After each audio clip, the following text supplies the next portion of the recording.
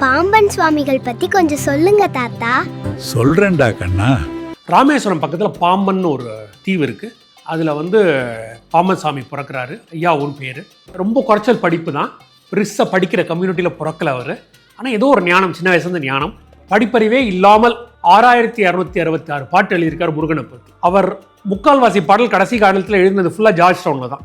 நிம்புள் ஐயர் தெருவில் தான் அவர் காலமாறாரு. காலமாறதுக்கு 2-3 நாளைக்கு முன்னாலே இந்த இடத்த தேர்ந்தெடுத்திருக்காரு. இவரோட ரொம்ப சிறப்பான பாடல் திருவான்மியூரை பற்றி ஒரு பாடல் இருக்கும். ஸோ திருவான்மியூரில் அந்த காலத்தில் பீச் தான், வீடுகள் கிடையாது. பீச் பெரிய பெரிய மலை மண்குன்றுகளாக இருக்கும். அதை சூஸ் பண்ணிட்டு போகிறேன், இங்கே தான் என்னை பரி பண்ணணும் அப்படின்னு சொல்லிட்டு போயிடுறாரு. அதே மாதிரி அடுத்த நாள் அவர் பக்தர்கள்லாம் கொண்டு ஒரு குட்டி சமாதி அமைக்கிறாங்க. கொஞ்ச நாளைக்கு பூஜை நடக்குது, அப்புறம் மண் மூடிடுது, மறந்துடுறாங்க. அந்த மாதிரிலாம் இருக்குது.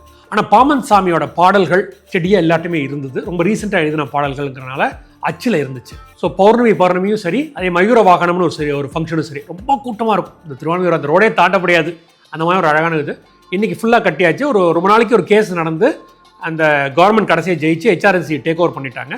ஸோ இன்றைக்கி கதவுகள் திறக்கப்பட்டு அவர் சமாதிக்கு மேலே ஒரு லிங்கம் இருக்குது. தீவிர பக்தர்கள் மெட்ராஸில் பாம்பன் சாமிக்கு உண்டு.